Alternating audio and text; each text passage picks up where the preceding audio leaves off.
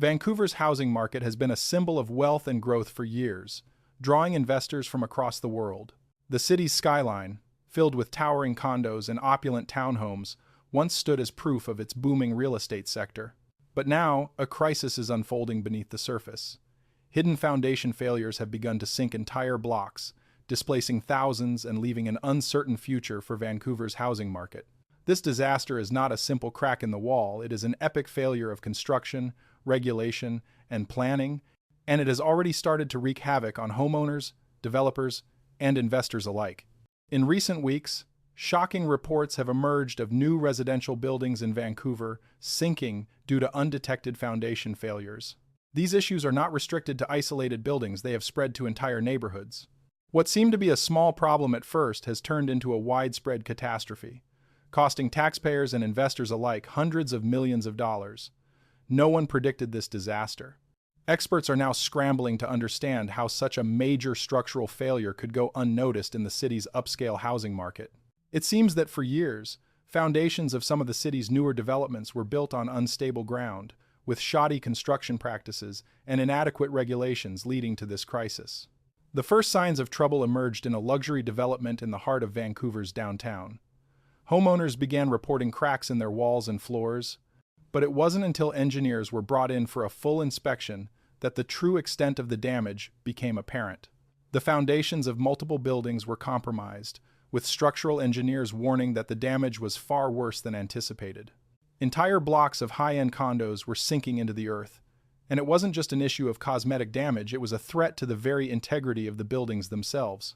These weren't old, worn-out homes. These were newly constructed developments, sold to buyers who believed they were making a safe investment in Vancouver's booming housing market. Now, those homes were becoming dangerous liabilities. The initial damages were estimated in the tens of millions of dollars, but as more inspections were conducted, the scale of the disaster grew exponentially. Engineers were sent to assess other developments across the city, and they found similar structural problems in dozens of buildings.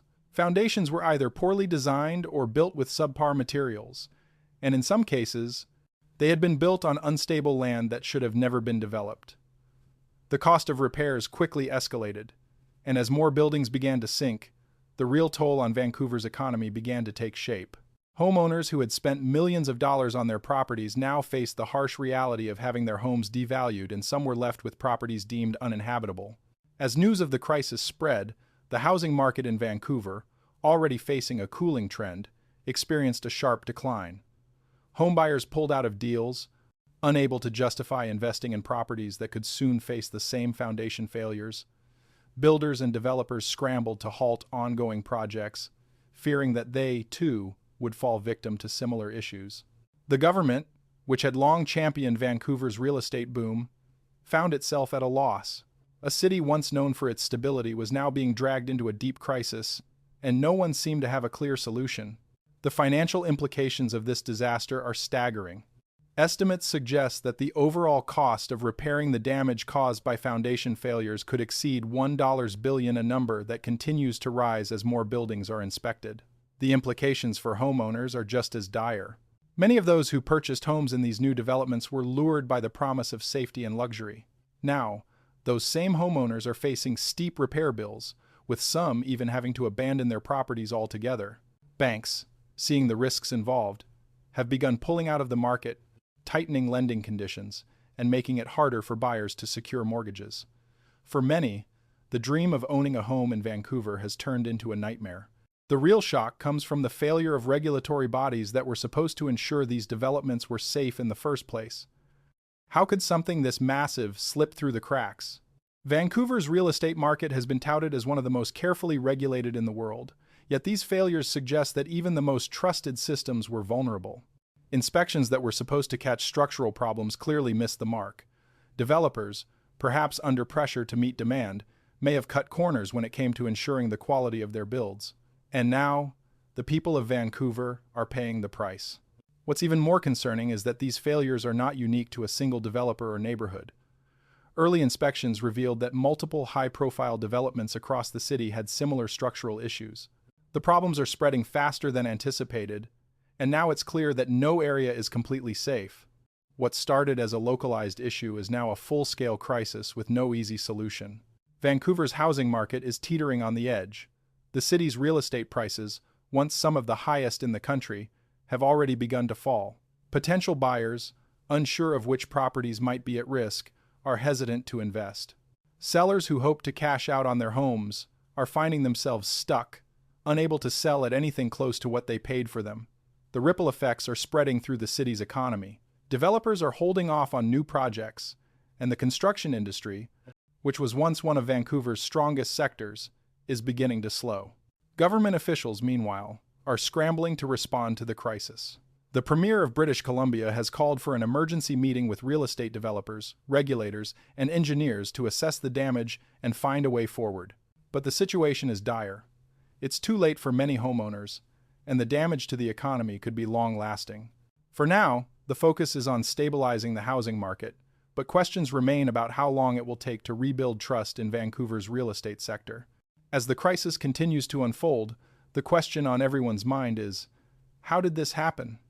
How could one of Canada's most robust housing markets fall apart so quickly? The answer is complicated, but it seems clear that a combination of lax regulations, poor construction practices, and unchecked development has led to this disastrous outcome. And, as the situation worsens, the human cost continues to mount. Families who once had the security of homeownership now find themselves in financial ruin. Investors who poured millions into Vancouver's real estate market are facing losses that they may never recover from. The hidden foundation failures are just the tip of the iceberg.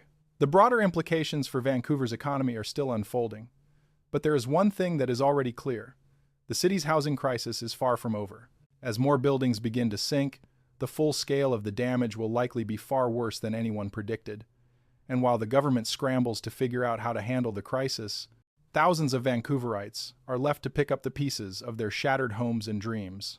The damage to Vancouver's real estate market and to its residents is only beginning to be understood. What happens next? Will the government step in with a bailout, or will they leave homeowners to fend for themselves? And what happens to Vancouver's real estate market in the long term? Will it ever recover from this? Only time will tell, but one thing is certain. Vancouver's housing crisis is a disaster that no one could have predicted, and its effects will be felt for years to come. As the housing crisis in Vancouver worsens, the aftermath of the foundation failures is reverberating far beyond the immediate destruction of homes. The long-term implications for the city, its residents, and the entire Canadian real estate market are unfolding in real time, and the damage could be far more extensive than initially feared. As entire blocks of newly built homes sink into the earth, the ripple effects are being felt across multiple sectors with no clear solution in sight. Vancouver, once regarded as one of the most stable and desirable real estate markets in the world, is now facing an unprecedented collapse. What was once seen as a safe and lucrative investment is now a ticking time bomb, with foundation failures becoming a major concern in newly developed areas. The full scope of the crisis is becoming clearer with each passing day. Homes that were thought to be secure have turned into liabilities, and the city's once thriving real estate sector is slowly unraveling. In the days following the discovery of the sinking foundations, an emergency meeting was convened between the B.C. Premier, real estate developers, engineers, and regulators. The goal was to assess the situation, identify the root causes, and formulate a response plan. But the crisis is far from simple. The issue is deeply rooted in a combination of poor construction practices, lack of proper oversight, and rapid urban development that ignored key infrastructure challenges. The city's soaring housing prices, which once attracted global investors, are now directly tied to these structural failures. The bubble has burst, and the ramifications are catastrophic. For homeowners, the situation is devastating.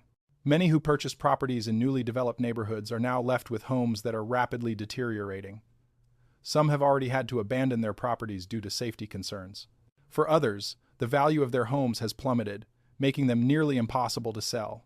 Buyers who had hoped to invest in Vancouver's booming real estate market are now left with properties that may cost far more to repair than they are worth. Homeowners are forced to live in limbo, unsure of how to proceed. The financial fallout from these foundation failures is hitting hard, especially for the banks and lenders who finance these projects. With the value of many properties sinking by 50% or more, the banks are facing mounting pressure. Mortgages are becoming increasingly difficult to collect, as homeowners struggle to pay off loans for homes that are now worth far less than the original purchase price. Some banks have already begun to halt lending for new properties, and others are pulling out of the market entirely. This tightening of credit is exacerbating the crisis, making it even harder for those who need help the most to secure financing for repairs or new homes. As the situation unfolds, there's growing concern over how the crisis will affect the broader Canadian economy. Vancouver's housing market has long been a driving force for the country's real estate sector, with its high property values attracting both domestic and international investors. The city's booming real estate industry has provided jobs, economic growth, and tax revenue. But with the market now in free fall, the effects are already being felt across the country. Builders and developers are halting projects, job losses are mounting, and unemployment rates in Vancouver are rising. As construction companies go bankrupt and real estate developers fold under the pressure, thousands of workers in the sector are being left without employment. The ripple effect is beginning to touch every aspect of the economy, from local businesses to global investors who once viewed Vancouver as a safe bet. What's most concerning, however, is the potential for a wider housing crisis that could extend beyond Vancouver. If the structural failures found in the city's developments are widespread, it could signal a broader issue with housing across Canada. Other major cities, such as Toronto and Montreal, are likely to see similar problems, especially as rapid urbanization and an overdependence on foreign investment continue to shape the housing market. The concerns are particularly acute for new construction projects, where developers, eager to meet demand, may cut corners in ways that jeopardize the integrity of the buildings. If the same issues are uncovered in other cities, it could set off a nationwide crisis in Canada's housing market, with potentially catastrophic consequences for homeowners and investors alike. The situation in Vancouver has raised questions about the state of Canadian housing regulations. How did the city's building codes and inspection processes fail so miserably? How were developers able to cut corners without being held accountable? These are questions that demand answers, but the truth is that Vancouver's housing boom, fueled by skyrocketing property values and an influx of foreign investment, has often prioritized growth over long-term sustainability. Developers, eager to capitalize on the city's real estate market, have been known to push the boundaries of what is acceptable in terms of construction standards. With the regulatory oversight failing to keep up with this rapid pace of development, these foundational issues were allowed to go unchecked. The human toll of this crisis is immeasurable. Families who have invested their life savings into homes in Vancouver now find themselves facing unimaginable hardship. Many have had to move out of their homes due to safety concerns, only to face the prospect of never being able to return. Some are facing the heartbreaking reality that their homes will never be habitable again. Others are stuck with mortgages for homes that are now worthless. The emotional toll is just as severe, as people come to terms with the fact that their financial futures are tied to a market that has now collapsed. Stress, anxiety, and uncertainty have become the new normal for Vancouver homeowners, who never imagined that their investments would be the source of such devastation. The broader social and cultural impact of this crisis is significant as well. Vancouver has long been seen as a city of opportunity, a place where people could buy property and build their futures. But with the collapse of the housing market, this image is rapidly fading. The city's reputation as a stable place to live and invest is in tatters, and the psychological impact of this disaster will linger for years. For many, the idea of homeownership, once seen as the pinnacle of success, is now nothing more than a distant dream. The stigma surrounding Vancouver's real estate market will likely deter future buyers from even considering the city as an option, further exacerbating the crisis. The future of Vancouver's housing market remains uncertain, and many questions remain unanswered. Will the government step in to provide relief to homeowners and developers? Will the city's economy be able to recover from this massive blow? How long will it take for the real estate market to stabilize? These questions loom large, and the answers are unclear. What is certain, however, is that Vancouver is facing an unprecedented crisis, and the road to recovery will be long and difficult. In the coming months, we will see how the government, the construction industry, and the real estate market as a whole respond to this disaster. But for now, the residents of Vancouver are left to pick up the pieces of their shattered homes and dreams. If you think Vancouver's real estate crisis will not affect you, think again. This disaster could have far-reaching consequences for homeowners across Canada. The lessons learned from Vancouver's housing collapse may shape the future of the entire country's housing policies, for better or for worse. If you don't want to miss out on updates about the ongoing crisis in Vancouver's real estate market, make sure to leave a comment below with #own and subscribe to the channel for more shocking insights. Let us know your thoughts on this unfolding disaster, and stay tuned for our next video where we'll dive deeper into what's coming next for Vancouver's housing market. You don't want to miss this.